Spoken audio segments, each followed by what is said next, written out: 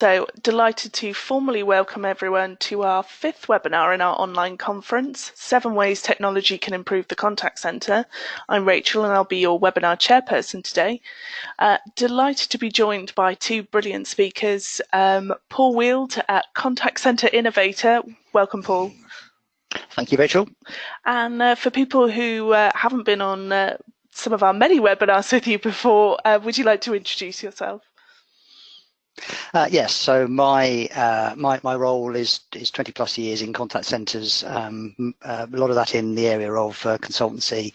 The innovation angle is a kind of common theme in terms of what I find now that that clients are kind of looking to do, particularly as the kind of contact centre evolves into something of kind of strategic value to the organisation. Brilliant, welcome. And also delighted to have David Rowlands from 8x8 on today's webinar. Hi, just a quick introduction from me in that case, Rachel.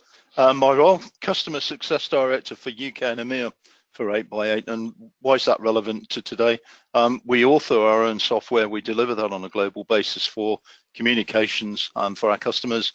What I'm particularly interested in is what I'll speak about today, I actually see being implemented, used and required in the real world. So there isn't necessarily a whole bunch of theory behind what I'm saying. I'm actually seeing people implement what we're going to talk about.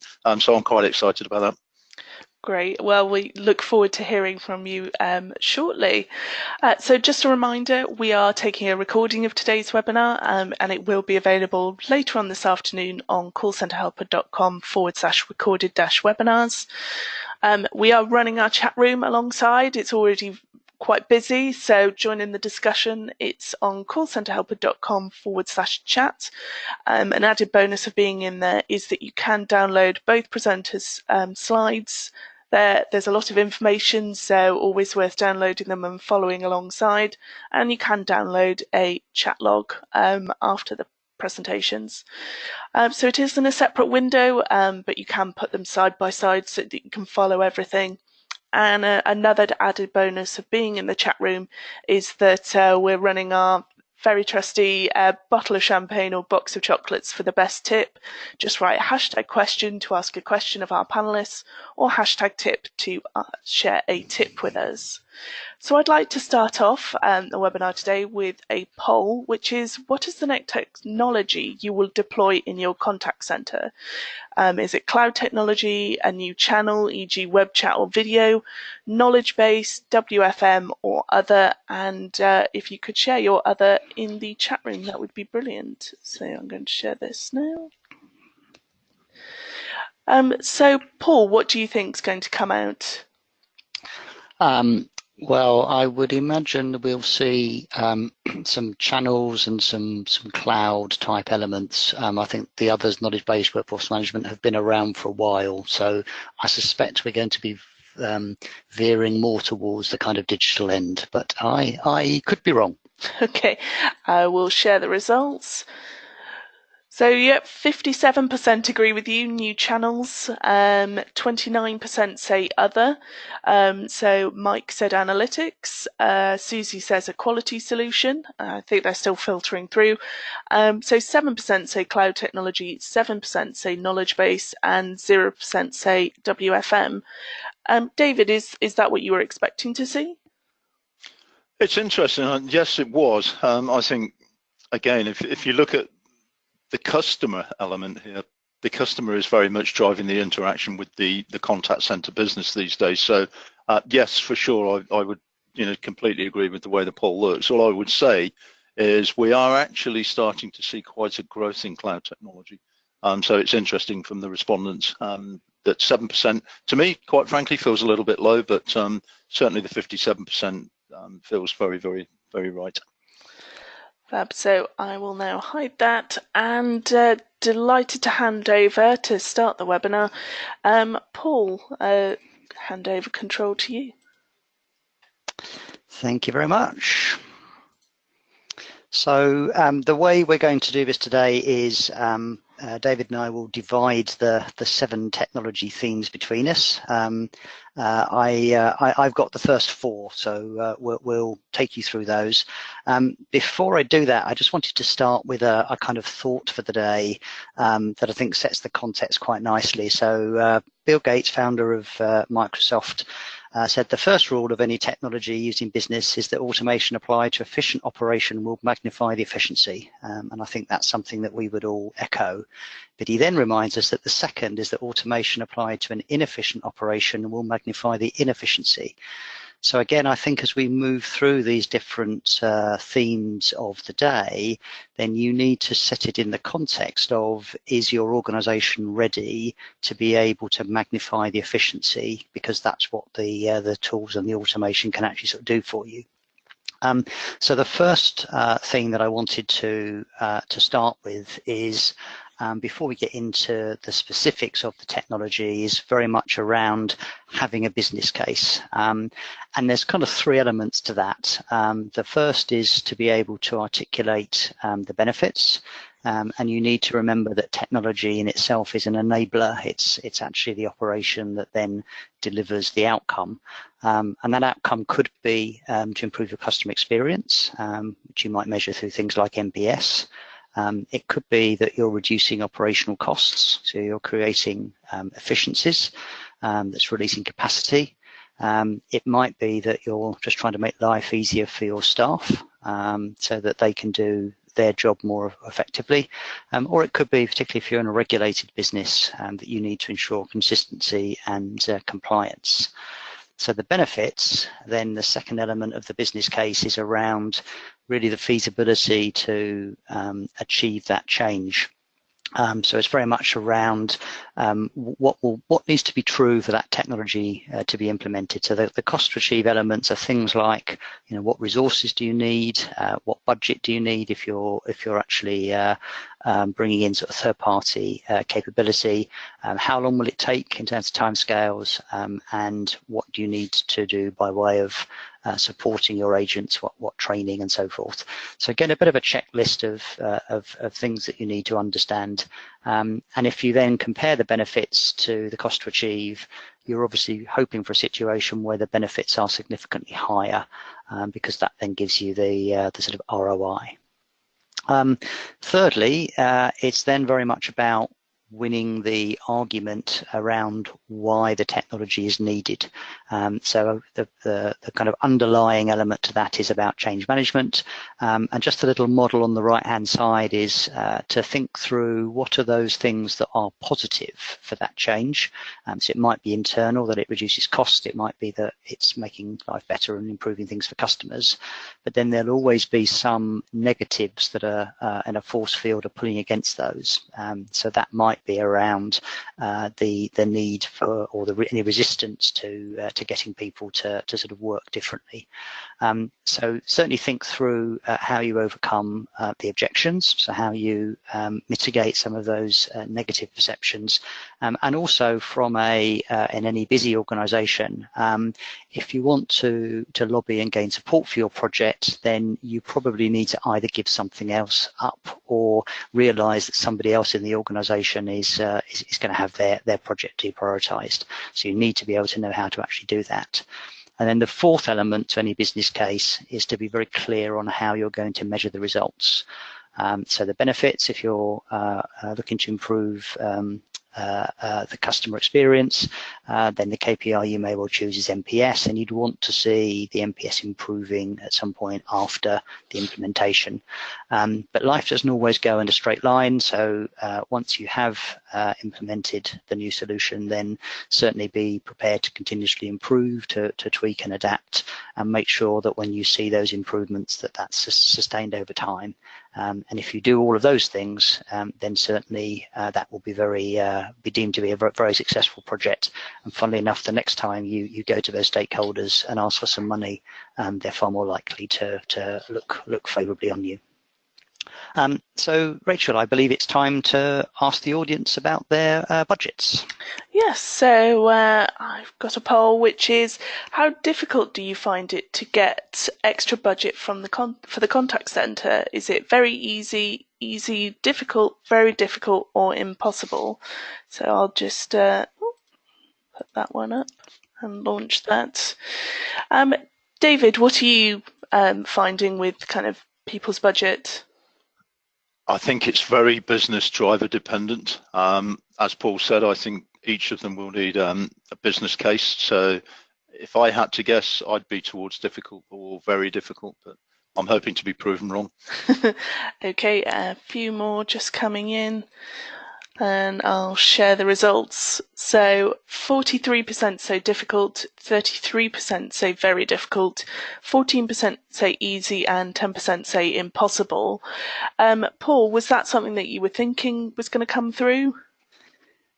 Yes, I mean, I think the point here is that you can, as we go through the solutions that are available now, that you definitely in the audience, you need to think about how you tie that back to the business justification, because that's the way in which you can unlock gaining budget. If you're not clear around how this is going to make life better for the customer, for your staff, or potentially save the organisation money, then I think you'd definitely be at the difficult or impossible end of the spectrum. So I will hand back control to you to carry on your presentation. Thank you.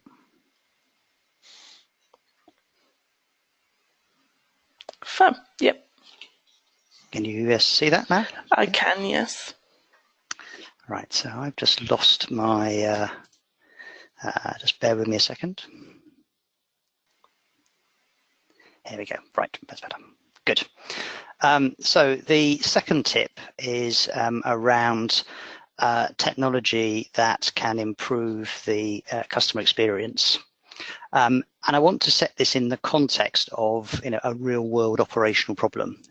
So if you're dealing with a scenario that you've got many more calls coming into your contact center than you were expecting, they're queuing, potentially you're missing service levels, whether that's answer times or abandonment rate. The question then is, how might technology help?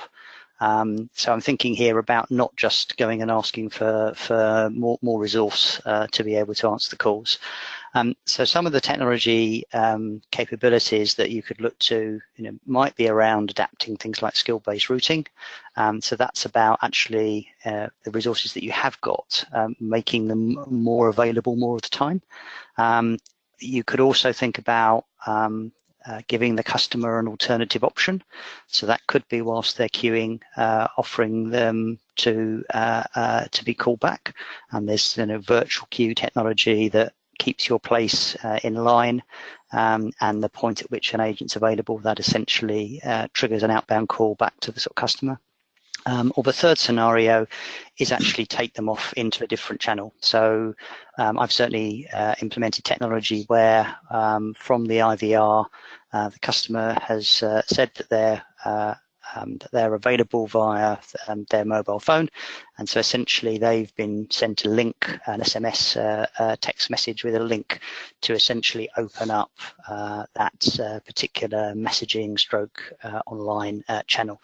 So again, there are different ways that technology can help you solve that particular problem. There's also technology that reduces the operational cost, and so back at the start of the webinar, we were talking about the most significant respondents were looking about introducing new channels. But if you do that, and then you're in a scenario where you've got voice agents and chat and email and social, then how might technology allow you to reduce the cost day-to-day operationally of managing that?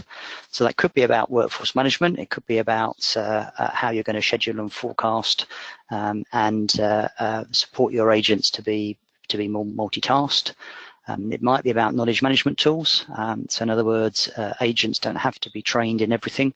They can actually navigate their way through really good online or really good usable information that they can take at conversational speed.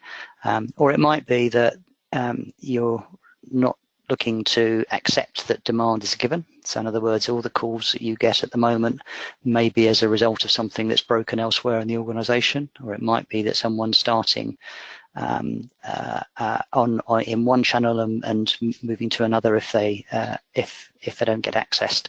So some sort of insight and analytics to identify where there is failure demand. Those are all ways in which you can potentially think about improving the operational management in a multi-channel environment. The fourth one, and I just want to pause and spend a little bit more time on this than the others, is around technology that improves the agent experience. And you can find this out really simply. And I'm going to share a story with a client that I worked with earlier this year. And what we were doing there, they were a retail bank, and they had a sales operation and a service operation, and the general theme of the piece of work was around how to improve the customer experience. So in one day, we actually surveyed 100 customers. So we did it as just a desktop survey, and we asked 2 or 3 questions. One of those questions was around what gets in the way of you helping customers. And as you can see, sort of technology scored highly as a barrier. So 40% of service agents reported that there was a barrier, 28% for sales agents. Sales agents had a slightly higher response rate for process. That was because they were in a regulated environment, and there was a lot of scripting and compliance needs that they found particularly onerous. But technology, every time I do these exercises, always comes to the fore in being areas that give frustration and seem to be obstacles. So the next thing that we asked in the same survey was, if you could improve one thing, what would it be? And there were a number of examples that came through from agents around what it would be that would make the system better. So that might have been functionality, and example there being notes and contact history on the CRM. It might have been ideas to allow customers to do more. So just something, an onerous call that came through in that particular service operation was lots of password resets. So if that could be done as an online activity, that would take the work away and be simpler for customers. Somebody mentioned before in describing the technology as being slow. So the point about a faster system is, it allows an agent to navigate through it at a kind of conversational speed. And so just that may be something that is just a very simple thing to define and ask for, but would reduce operational cost. And likewise, a further range of ideas around improving, making it easier for customers to access the service. So, a text-back service for foreign customers, an ability for customers to do more online, and even just simple things of frustration around the wrong calls going to the wrong team members and improving the IVR. So, if you listen carefully to what your agents are telling you, and these were the ideas that came out in just, one day, what you would logically do then is get your technology team and your business analysts to actually follow up with groups of agents to start to understand where these ideas come from. And if you're going to do that, then there's a massive opportunity to reward and recognise staff for getting their ideas taken forward. And I've certainly seen things like drag and den type games being played within the contact centre where the ideas have been pitched to the head of operations and the finance director and so forth, and it's been done as if there is the best idea on the day is actually going to get taken forward. So it can be a lot of fun, and actually really starts to take your staff to a place where they believe that they can influence how technology and how improvements can actually be made. So to conclude my initial ideas, I wanted to come up with a quote, and this is a little bit controversial, and I haven't been able to find the source of this quote, but I just put technology is an enabler as a search term into Google, and I came up with this one. It said, technology is nothing. What's important is that you have faith in people, that they're basically good and smart, and if you give them the tools, they'll do wonderful things with them. So again, I think I like that because that plays to the fact that your agents know the answers. But then they said every once in a while, a new technology, an old problem and a big idea turn into an innovation. And as we move forward with the webinar, I think David will be able to show what some of those innovations and big ideas might be. Rachel, back to the audience, I believe. Brilliant. Thank you very much for that, Paul. Lot of interesting information. I especially like, if you could improve one thing, what would it be? And, your quote at the end was obviously really, interesting to hear, kind of slightly controversial. But I also liked listening to your agents and how much stuff can come out even from just asking that over the course of one day. So, yeah, something to take away for people. Right, so going to share a few top tips that we've had. So Barry said to secure more budget, I think it's important to work out the cost of doing nothing. David, what do you think of that one?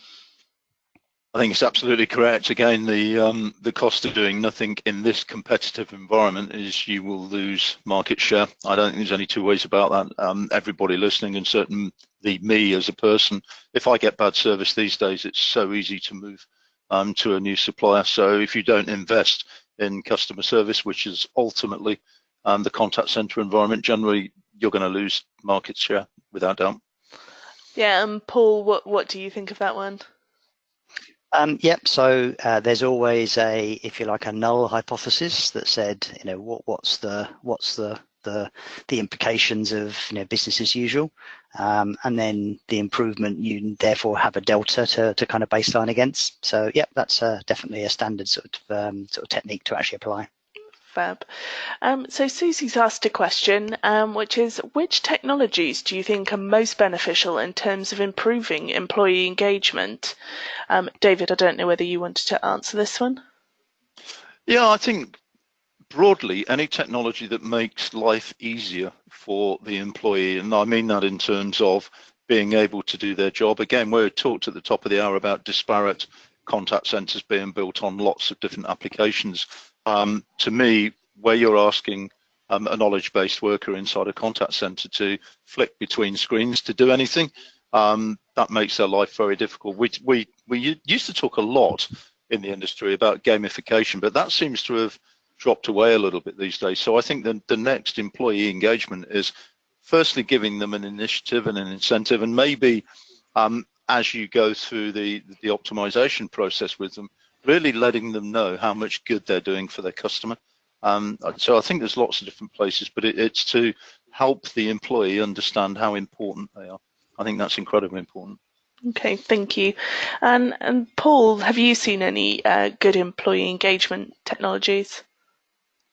I think if you start by actually asking your agents, what would make their life easier, or what do they think would be the best thing to improve the customer experience, and then you follow through on that, and the agents see that their ideas are being acted upon, then that is a way of getting at a belief that agents have that that they actually matter, and people are kind of listening, people are thinking.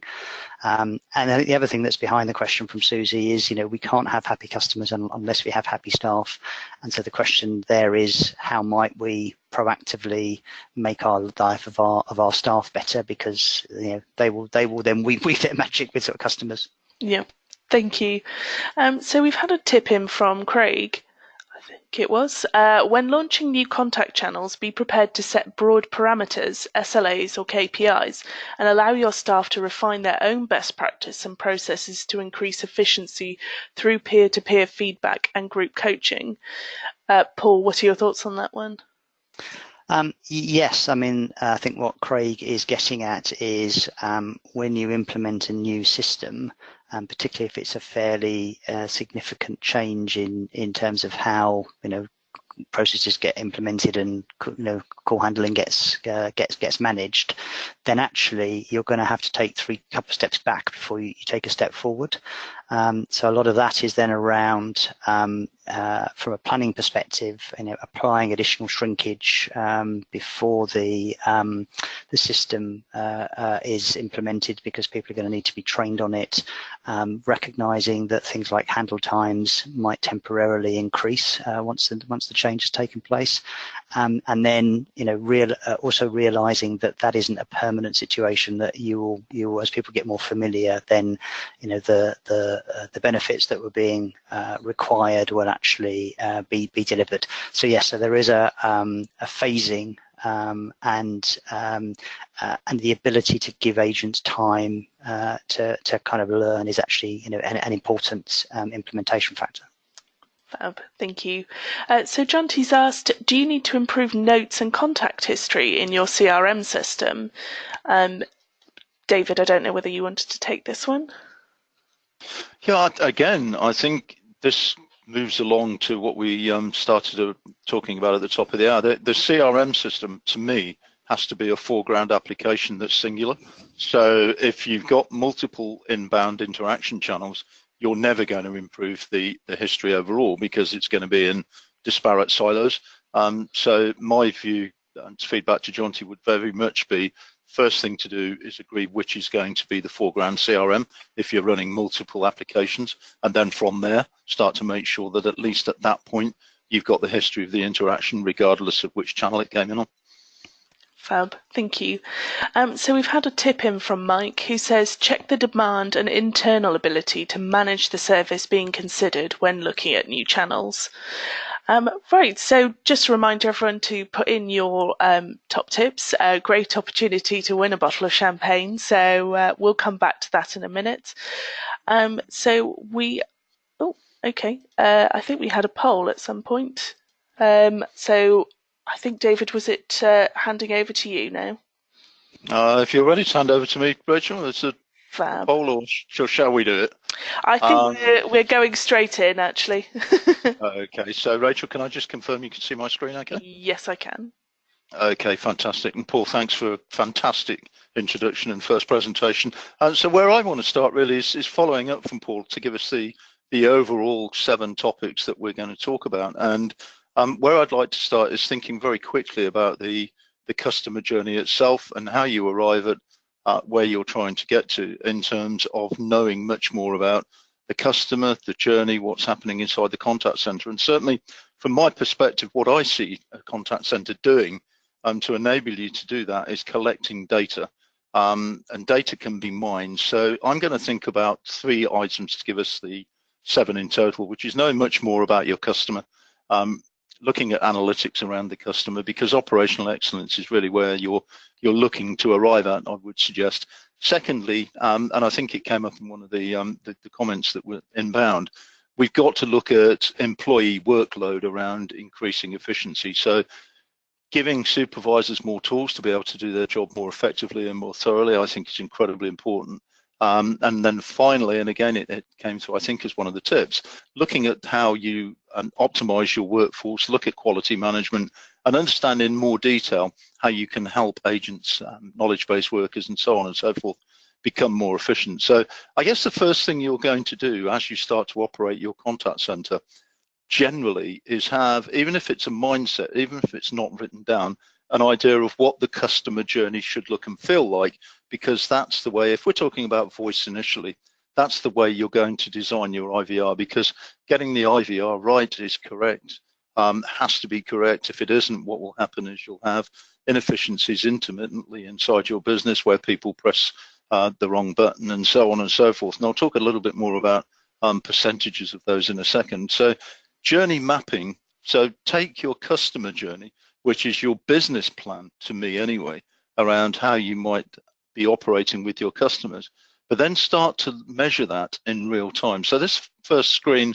that I'm presenting right now is a journey map of an incoming call going through a contact center in real time. So as the call in this case is taking place, you can see that the call was ringing, it was answered, the script kicked in, and so on and so forth. But what that actually allows you to do is then think about the design of the contact center and just make sure that analytically the IVR is operating correctly. You're getting first call resolution as quickly as you can, and people aren't hopping around. So take the written customer journey and look at the customer journey map from an analytical point of view. And one thing I do find when I go into contact centers where we're talking to our clients about where they've come from and where they're going to, very often a supervisor's trying to do work like this without the correct tool set and often manipulating all of the outputs inside of Excel. So the first thing for me would be start to look more closely at customer journey mapping. The bottom section of the screen that I'm showing you now not only shows the journey map, but it also allows you to listen to each of the interaction points and make sure that the IVR is being handled correctly. Because once you've done that, then you need to gain a little bit more data from that in terms of how's the agent actually performing across that map. So in this case, if you look at an average call duration, how's it actually broken down? Because it may well be that the importance of the call, the information release or information gathering, is a tiny percentage of the call, and for the rest of the time the agent's tied up doing lots and lots of other things. And the way I answered the question earlier, Rachel, was just make sure that the efficiencies come by giving the agents a good set of tools, because you're going to want to measure their efficiency. So analytical tools, and everything I'm showing you on the screen today is based around a widget-based reporting system. So we've got all of the data in the system, but we're going to pull widgets together to just make sure that we're giving the right people the right information at the right time. That helps you run the business, it helps you improve the customer journey. And then finally, while we're just on IVRs, the last thing I would always suggest people have at the end point of their IVR is a survey. And that survey can either build across into Net Promoter Score, it can go there directly, it can be used from a CSAT point of view. But again, inside one tool, so you're not hopping from tool to get the information. That analytical data is there. If you see that the IVR path is very short and somebody's answered very quickly and so on and so forth, you can start to manage the way the contact center operates. But unless you then understand what was the outcome for the client, how did that outcome feel, with something like an end of call survey, then I think you're missing an opportunity. Because I've done it, and I'm sure most people on the webinar will have done it. If you get an email 2 days later, you're probably reluctant to answer it. But if you get asked at the very end of the IVR process, the end of the call, how was that call, then you're more than likely going to get the sort of real-time answers that you need. So that's sort of tip number one, and all of that's based around analytical data. So Sarah, I think we're across to Rachel, rather. I think we're across to a poll question. Yes, we are. Got a bit overexcited about trying to do a poll. So the poll question is, do you use Excel to produce contact center reporting? Is it yes fully, yes partially, no, or don't know? So I'll just launch that one now. So David, what do you think is going to come out? Partially, without doubt. Yeah. Paul, would you agree with that? We all love a good old Excel spreadsheet, don't we? So. Right, I think a few more votes, and yeah, I'll close that down. Yes, of course. So 59% say yes partially, 24% say yes fully, 14% say no, and 3% say don't know. So obviously that was what you were both expecting then. Without doubt. Right, so I'll hand back to you, David. There we go. Okay. So Rachel, can you just see my screen, please? I can, yes. Lovely. So moving forward from the poll question, which I found interesting, my next series of tips are around, again, really, it's very conducive with what we've just seen in terms of, if you don't measure everything going on in the contact center, then obviously you can't manage any of that.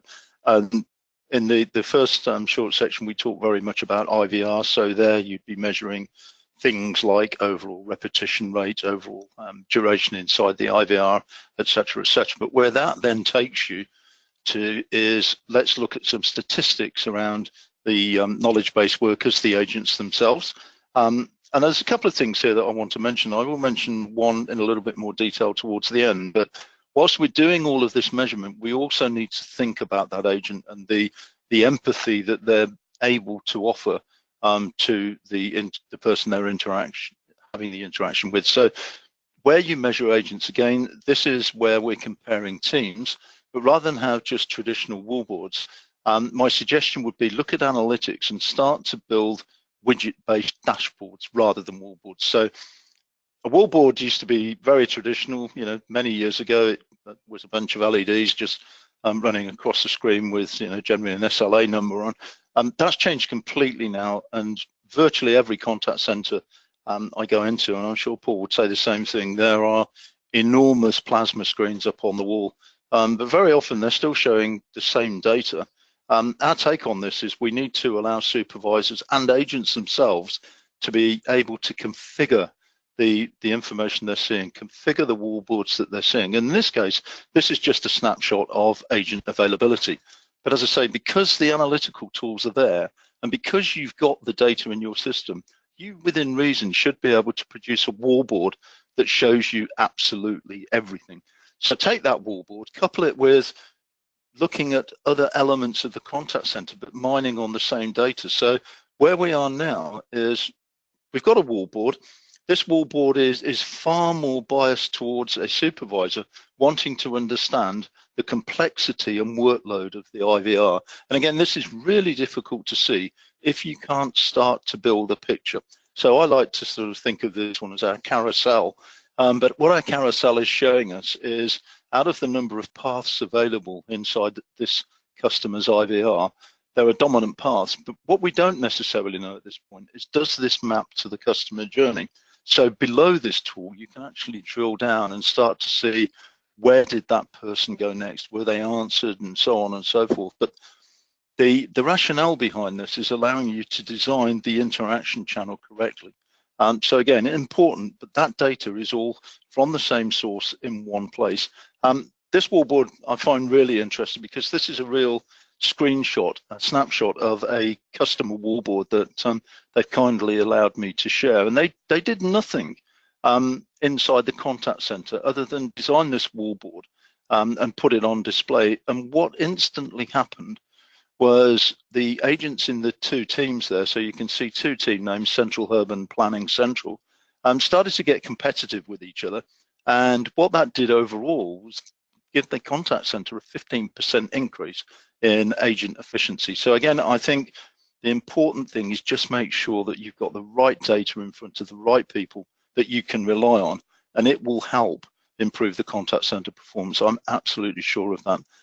Final one for this phase, this is just a slightly different dashboard and wallboard, and this is some of the information I showed you so far, again, just pulled into different dashboards. So rather than just be reliant on a single wallboard design, and obviously with all of these reports, you can then turn them into something that is PDF based or email based. But this one is designed for somebody who is monitoring the overall business and wants to understand in great detail what's going on.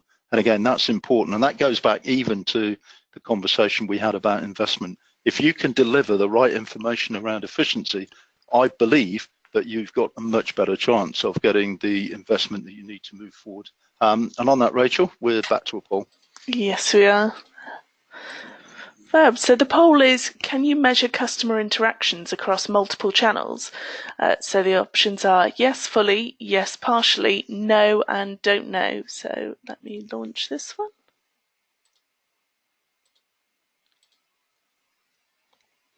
So David, what are you expecting to see then with this one? Yes, partially. Still on the partially. Yeah, I'm afraid so. I'm happy to be proven wrong. Paul, would you agree with that? Yep. David, I like your sort of black and white answers. It's going to be that one. Yeah. Fab. So I'll close that and share the results. Yes, of course. 69% say yes partially, 17% say yes fully, and 14% say no. Yeah, so David, happy with that result?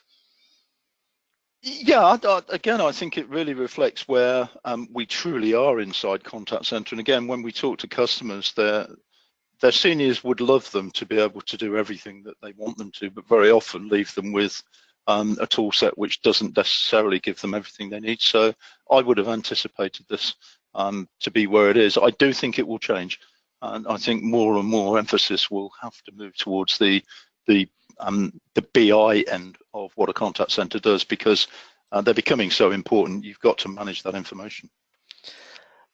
So I will hand back control for the final part of your presentation. Okay, Rachel, thank you. Let me just confirm you can see my screen okay? Yes, I can. Excellent. So once we've analysed and measured everything we've talked about so far, what I would finally like to just talk about, and it dovetails really with the end part of Paul's presentation, is thinking about the people that are involved in everything that's happening inside the contact centre in a little bit more detail, but again using the same level of data. So my screen looks a little bit cluttered, but what I'm actually showing here is a call flow around a review, and I think the proactive nature of feeding back to agents helps them with their overall emotional feeling inside the contact center environment. And that again is incredibly important, because if you're happy and you understand that you're doing a great job, you're going to do an even better job. And I think it's our role inside our organization to make sure that we give contact centers tools to be able to do that. So the first screen that looks a little bit there like I guess the top of a turtle, I'm trying to find another way to describe it, but that's actually a real-time heat map. And under that real-time heat map, if you push any one of those buttons, then it's going to allow you to start to drill down, and you build that heat map whichever way you see fit. But it will allow you to drill down firstly into the call, which is obviously incredibly important. Supervisors from a QM point of view can then start to add notes to a call in a timeline. They can look more closely at something that looks great, and with a very simple @ in this case it's a colleague called Karen, with a simple @ we can send Karen a screenshot and some information about how well her call went, why it moved into that direction, and just help analytically with the overall success of the business, which again I think is incredibly important. Once you've got that, then the next thing to be looking very closely at is the keywords that help you arrive at great NPS. So are you saying the right thing to the right person at the right time? Again, these reports need to be very easily configurable for different parts of the business, because, for instance, in an outsourced contact center environment, you're going to have very different drivers around the business. So widget-based, easy to control, very scalable is important. Keyword searching, or taking all of the current voice in this case, transferring it to text, and then being able to search on those little elements of text are incredibly important, because again, going back to what I said earlier about the workload on a supervisor going through 1,000 calls a day to make sure somebody has said address correctly, as an example, is just impossible. But if you can drill down onto a certain keyword, whatever that keyword might be, let's just take an example, postcode, then you're going to have a much better supervisor position, much better NPS score, and so on and so forth. So same analytical tools, very much based around widgets and drivers, but there to help you improve performance in the contact center. And at that, Rachel, I've pretty much come to the end of the presentation. From my point of view, just to tell you the final piece about 8x8, everything I've talked about is inside one of our single systems of engagement. So it would be great to talk to people about that in more detail at some point. Rachel, back to you. Yeah, and actually we're now offering everyone, would you like to see a demonstration of the 8x8 X series solution? So I'll put that poll up for people to be able to get that. Brilliant presentation, David. I really enjoyed all the details about mapping the customer journey, and also especially the last bit about keyword searching, pulling out words like postcode and drilling down all of that. So thank you very much for that presentation. No problem, thank you. Right, so I'll close that poll, and we'll go on to our audience top tips and questions. Quite a few coming in. So we've had a tip in from Craig who said engage with the staff in the change management process, but also in terms of metrics choices. We don't want to limit the channel interactions through our lens. We want to see how customers choose to use the channel and refine from there. David, what are your thoughts about that one? Again, I think it's very specific to each contact centre that we're talking to today. They will move around, but again, I think absolutely correct. And as much as a key metric for one business, let's just say a business that's in sales against a key metric for another business, let's say customer service, may well be different. One's going to be based around sales, the other's going to be based, I would imagine, around net promoter score or some way of saying that we've dealt with this customer's query first time. So metrics will vary inside every business, which is why I think it's important to be able to build your analytical tools, taking all of the data and mining on any element of it you see as important. Thank you. So Leslie's sent in a tip saying, I've looked at SA speech analytics solutions previously. They were all only as good as your ability to write effective, appropriate queries and were reactive. The solution that I'm proposing to our execs provide proactive opportunities. It can provide a real-time view, live call of CSAT, flag calls to a team leader that are straying from the happy path using agent advisor emotions. Paula, what are your thoughts on that one? Yeah, interesting, isn't it? So certainly the type of evolution of speech analytics.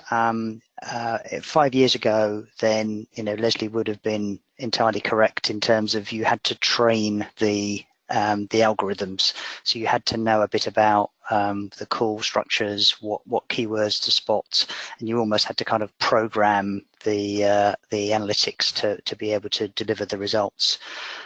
Fast forward now to 2019, and a lot of the vendors are beginning to exploit things like AI and machine learning to kind of almost continuously tune the algorithms that are used. And the more accurate that they get, then the more feasible it is to actually not just think of analytics on historic calls that have happened in the past, but actually do it live in sort of real time.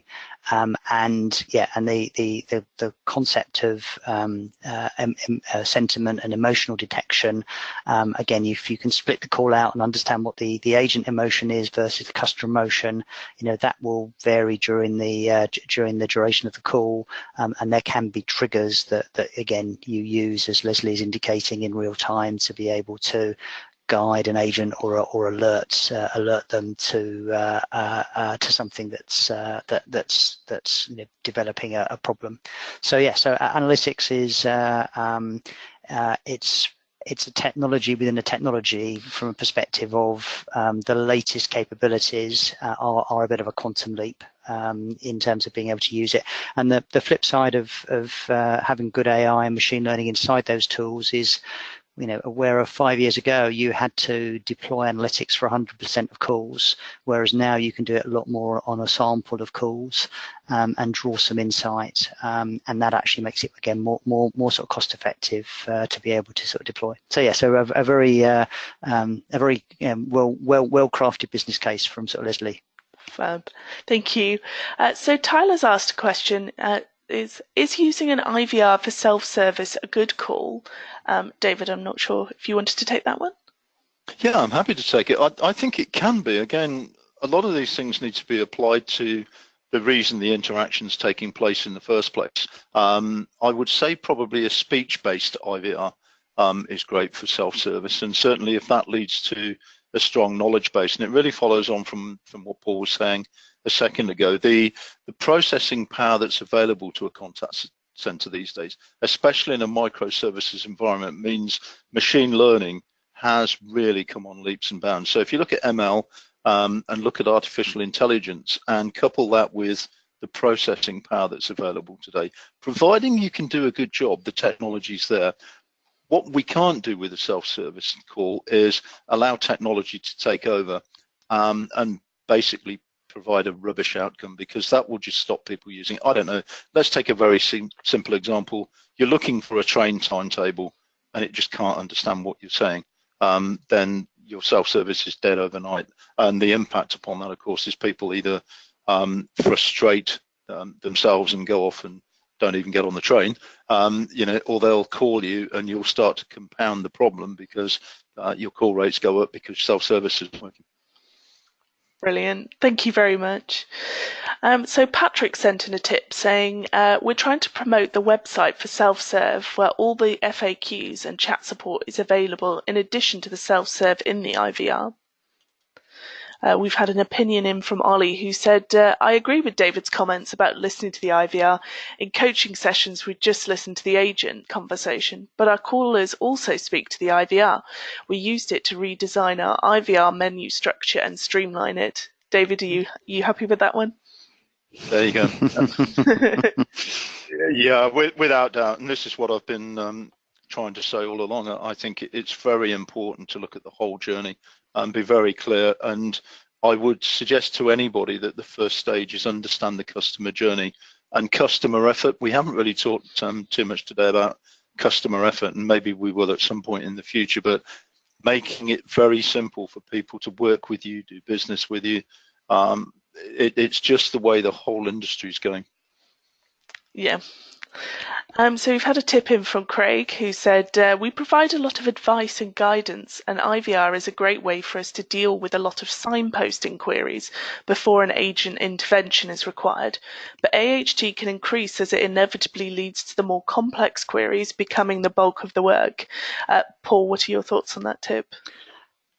Yep, I think most contact centres that I talk to now are seeing that be an outcome. So in other words, as the more effective the self-serve is becoming, the more you're actually deflecting the simple queries. What you're getting left with are the more complex queries. And so though the call volumes are going down, that doesn't necessarily mean that the work is diminishing, because what you're left with are more complex queries to resolve. What you're also seeing, therefore, is some of the agent skills need to change as well. So actually recruiting against an ability to listen, be empathetic, good sort of call control techniques. They're actually equally more important, just so that you can avoid a situation where the call lengths are not excessive, or not longer than they sort of need to be. And perhaps just one other observation about IVR. I'm kind of long enough in the tooth to be able to remember the days when IVR was just touch tone, where you could just touch one for this, two for that. Whereas now it's a lot of what David was talking about is then speech enabled IVR. And I think we also need to take this into the digital smartphone generation, whereby you're inside a banking app, or you're inside some sort of capability that's intuitive and rich on your smartphone, and you have a kind of a click to chat or a click to call function. Again, that's really good because you can bypass lots of ID&V because you're already authenticated inside the app. But then there's the kind of notion of visual IVR. So actually you start to then on the app show essentially what those branching decisions are, again to kind of get you through to the right sort of person. So some of this is around, as the calls are getting more complex, then actually the routing needs to be more sophisticated, so that you can make sure that the customer and the metadata and an understanding of their intent is delivered through to the not only the right type of agent who can deal with that query, but somebody who's actually then got the information at their fingertips to be able to make that conversation more effective. Fab, thank you very much. So we've had a question in from Callum who said, we're having trouble measuring FCR accurately. What measures would you say are standard? Paul, I don't know whether you have that one. Okay, so FCR, first contact resolution. What I assume Callum is trying to achieve is to understand that that there's no failure demand in the contact center. So failure demand is a really sort of peak call, or it's a call where the information is available via another means, and the customer hasn't been able to resolve their query sort of that way. So I guess the challenge is, back to the reporting that David was talking about, is you need within your CRM to be able to tie up the fact that if I ring you today and I ring you tomorrow, is that about the same issue or a sort of different issue? If it's the same issue, then that's not first contact resolution. But if it's a different issue, then you would count that as two sort of separate sort of transactions. So I think it is reliant on being able to tie up your contact management with your CRM, and therefore your kind of journey maps to be able to understand whether the issue is resolved. And if you're just relying on an agent keying in at the end of the call that they think that it's resolved, then that's probably not an accurate research vector. Yeah, thank you. So Susie's asked, what is everyone's opinions on AI in the contact centre? I hear a lot of noise, but the only practical use I hear is chatbots. David, I'm not sure. Would you like to take this one? Yeah, I would. But for many reasons, and I guess more as a conversational piece, the use of AI is quite hidden at the moment. If you look, as an example, at the use of AI inside the NHS, it's being used to do lots of things outside chatbots, but we don't necessarily hear about it. So I think there's two routes to AI at the moment. One is machine code learning and the sort of thing that Susie talks about here in her question.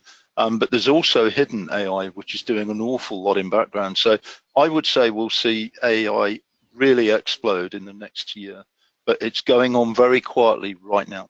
There's a train, the light's on, it's in the tunnel, you just can't tell how fast it's coming down there. Thank you. So we've had an opinion in from Mike, who said, I still think AI has a lot to prove unless using for simple repetitive tasks to be acceptable support for the customer. Paul, would you agree with that, or? Yes. So I think there's sort of two sides to the debate about, if you like, very advanced automation. The first is how good is good enough to be able to expose it to sort of customers, and therefore what I see a kind of starting point being is AI supporting agents. So in other words, helping them, whether that's just an automation thing around being able to reduce the amount of administration, or whether it's about guiding them by giving them prompts and hints and tips about how to get a better outcome on that particular call. So tools that are exposed to agents mean that if the AI is wrong, then agents will be agents and they will just ignore it, but they might helpfully codify it to say it's wrong. And that's a fast way then to be able to improve that sort of content. The problem that you have if you just go straight to chatbots and expose it to customers is you do risk the fact that the customers are not going to tell you that it's wrong. As David said earlier, they're just going to assume that's bad service and sort of go somewhere else. So yeah, so I think there are shades of grey here, but certainly I'm sure you've had other talks in the online conference about this over these 2 days. I think it's inevitable that people will experiment more, that those experiments will become more effective, and there's some early adopter benefits to kind of getting it right. I think if you're not experimenting with it, then the risk is that you will actually get left behind. Yeah. Thank you. So we've got a chance for 2 more tips. Leslie said, we launched our own app last year. This has proved to be very successful in terms of self-help FAQs. Customers can also view how their service is performing and request a callback. We have plans to develop this further. Finally, Craig said, for contact center reporting, we use SQL, producing output for Excel more often than not. So thank you very much for those. Unfortunately, we reached the top of the hour, so I'd just like to ask in 1 or 2 words, what did you like best about today's webinar? If you could put that in the chat room, that would be great. Today's winning tip is from Leslie, who said, in terms of tips. We've launched our own app last year, so we hope to be able to launch the ability for customers to be able to raise service faults by the end of this year. I'm working with a supplier to introduce AI and virtual assistants to the app too. So well done to that. Just a reminder, we've got our survey immediately as you switch off from the webinar, so if you could fill that in. We have taken a recording that will be available later on this afternoon on callcenterhelper.com/recorded-webinars. We're back in an hour for our final webinar on service design. So I'd just like to say thank you very much to both of our speakers. To Paul Wield, thank you very much for joining us today. You're very welcome, Rachel, as always. Thank you. And to David Rowlands from 8x8, thank you very much for joining us as well. Real pleasure, thank you. Fab, and I'll see you in an hour's time. Thank you. Okay, bye everyone.